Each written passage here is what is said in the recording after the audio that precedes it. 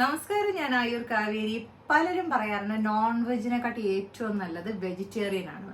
അപ്പൊ നമുക്ക് എപ്പോഴും നമ്മൾ കേട്ടിട്ടുള്ള തീയൽ കൊഞ്ചു കൊണ്ട് ഉണ്ടാക്കുന്നതിന് അല്ലെ വെജിറ്റേറിയൻ തീയൽ.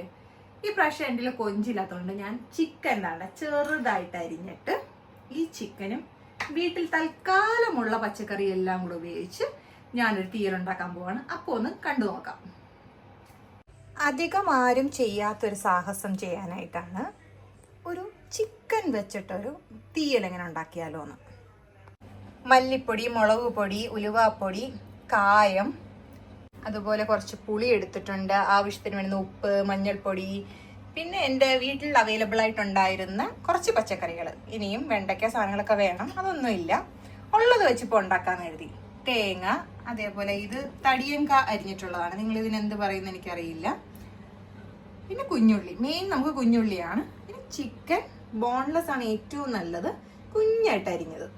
അപ്പൊ ഇനി ഉണ്ടാക്കുന്നതിലോട്ട് പോവാം. പറയാൻ മറന്നുപോയി, കറിവേപ്പില. മലയാളികൾക്ക് പിന്നെ കറിവേപ്പില ഇല്ലാതെ ഒന്നും കാണില്ലല്ലോ.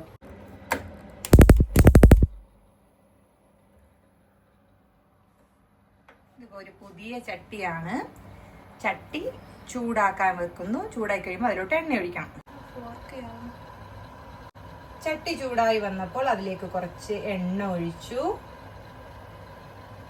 തീയലിനാവുമ്പം എല്ലാം വാടാൻ കുറച്ച് എണ്ണ വേണം.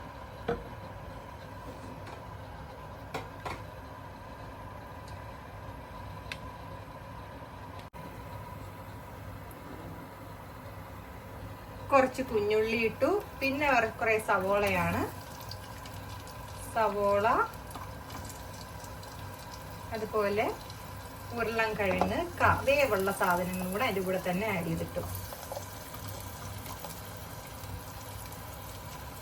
ക്യാരറ്റും വേവുള്ളയാണ്. അപ്പം നിങ്ങൾ ചോദിക്കേണ്ട ഉള്ളിക്ക് വേവ് കൂടുതലാണോ? അല്ല, നമ്മൾ ആദ്യമേ ഉള്ളിയാണ് സാധാരണ ഇടാറ്, അതുകൊണ്ട് ഉള്ളി ഇട്ടു.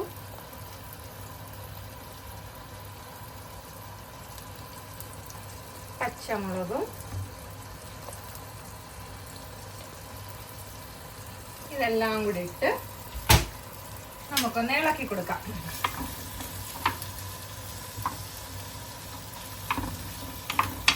തീനി കുറച്ച് വെക്കണം.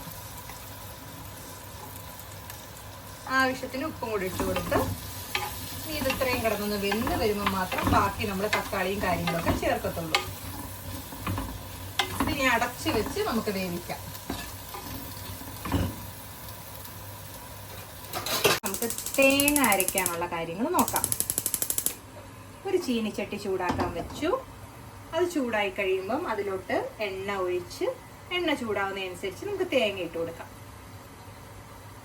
ചീനിച്ചട്ടി ചൂടായി, ഇനി കുറച്ച് എണ്ണ ഒഴിക്കാം. അധികം നെഞ്ചരിച്ചിൽ കാര്യങ്ങളുള്ളവർ ഈ തേങ്ങ വറുത്തരച്ച കാര്യങ്ങൾ കഴിക്കാത്തതാണ് നല്ലത് കേട്ടോ. തേങ്ങ എണ്ണ ചൂടായപ്പോൾ കുറച്ച് തേങ്ങ ഇട്ട് കൊടുക്കുന്നു. തേങ്ങ നല്ല കരിയുന്ന പോലെ ആവരുതേ, ഇളക്കിക്കൊണ്ടിരിക്കേണ്ടി വരും. ചെറിയ തീയിൽ വേണം ചെയ്യാൻ. ഒരുപാട് തേങ്ങ വേണ്ട, ഒരു പിടി തേങ്ങ മതി നമുക്ക്. ആ ഒരു പിടി തേങ്ങയ്ക്കകത്ത് നമ്മൾ കുഞ്ഞുള്ളി ഇട്ട് കൊടുക്കണം, പിന്നെ പുളിയും ഇട്ട് കൊടുക്കണം.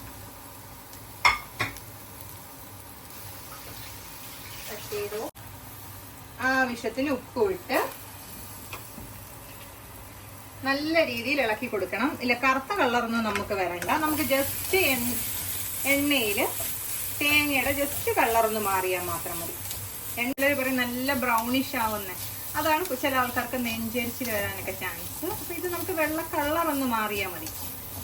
ഒന്ന് വാടി വന്നതിന് ശേഷം മാത്രമേ നമുക്ക് പൊടികൾ ഇട്ട് കൊടുക്കാൻ പറ്റൂ. തേങ്ങയുടെ ആ നല്ല വെള്ള കളർ മാറുമ്പോൾ നമുക്ക് അതിലേക്ക് 2 ടീസ്പൂൺ മല്ലിപ്പൊടി, ഞാൻ ഓൾറെഡി എടുത്ത് വെച്ചിരുന്നു. മുളക് പൊടി, അത് കാശ്മീരി ചില്ലിയാണ് ഞാൻ എടുക്കുന്നത്. ഉലുവാപ്പൊടി, കുരുമുളക് പൊടി, പൊടികളെല്ലാം ചേർത്തു. കുറച്ച് കായം കൂടി ചേർക്കുന്നുണ്ട് ഞാൻ. കായം പൊടിയാണ് ചേർക്കുന്നത്, ഒരുപാട് വേണ്ട.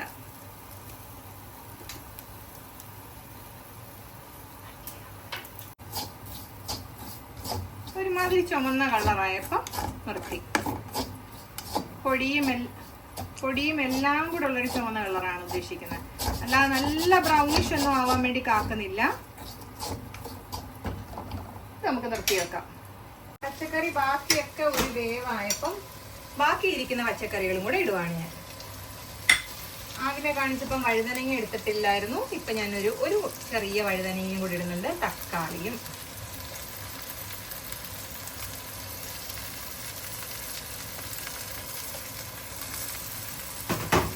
നല്ലോണം ഇളക്കി കൊടുക്കാം. അടിക്ക് പിടിക്കാതെ നോക്കണം. ഇതെല്ലാം ഇളക്കി കൊടുത്തിട്ട് നമുക്ക് വീണ്ടും ഇത് അടച്ചു വെക്കാം.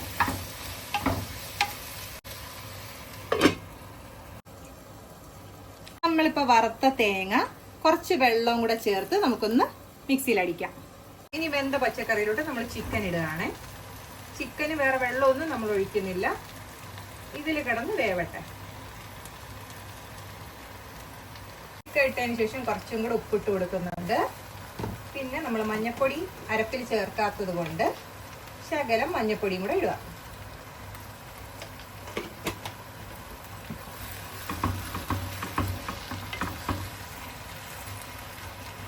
പച്ചമുളകൊക്കെ ആവശ്യത്തിന് ഇട്ടിട്ടുണ്ട്. ചിക്കൻ അടക്കം ഒന്ന് ഇളക്കി നമുക്കിത് അടച്ച് വെച്ച് ഒന്ന് വേവിക്കാം.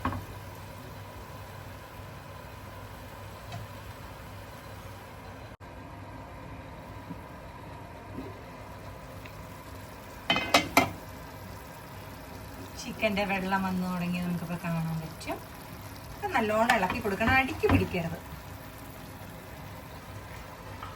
ഇതിനകത്തിപ്പോൾ വെള്ളം ഒന്നും ഒഴിച്ചിട്ടില്ലായിരുന്നു. ആ ചിക്കൻ്റെ വെള്ളമാണ്. ഞാനിവിടെ അരപ്പ് അരച്ചത് വെച്ചിട്ടുണ്ട്. ഒന്ന് ചിക്കൻ വെന്ത് കഴിയുമ്പോൾ മാത്രം നമുക്ക് ഈ അരപ്പിട്ട് കൊടുക്കാം.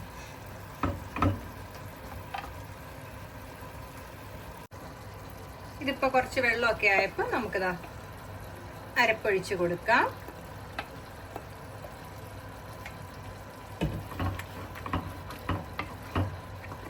എന്നിട്ട് നല്ലോണം ഇളക്കിയിട്ട് നമുക്ക് അടച്ചു വെക്കാം.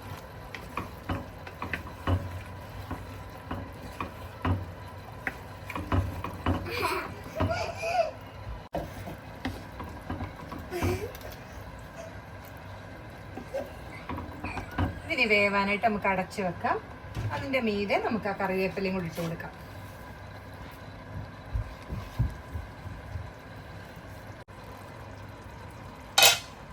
അപ്പം നല്ല തിളച്ച് വന്നിട്ടുണ്ട്. ഇനി വെള്ളം ഒന്ന് വറ്റണം എന്നുള്ള ആവശ്യമുള്ളവർക്ക് ഇതൊന്ന് തീ കൂട്ടി കൊടുത്ത് നമുക്ക് വറ്റിക്കാവുന്നതാണ്. അല്ല നിങ്ങൾക്ക് ചാറായിട്ടൊക്കെ ഒഴിക്കാൻ വേണം എന്നുള്ളവർക്കാണെങ്കിൽ ഇങ്ങനെ തന്നെ ഇരിക്കാവുന്നേ ഉള്ളൂ. അപ്പം നമ്മുടെ തീയൽ റെഡിയാണ്.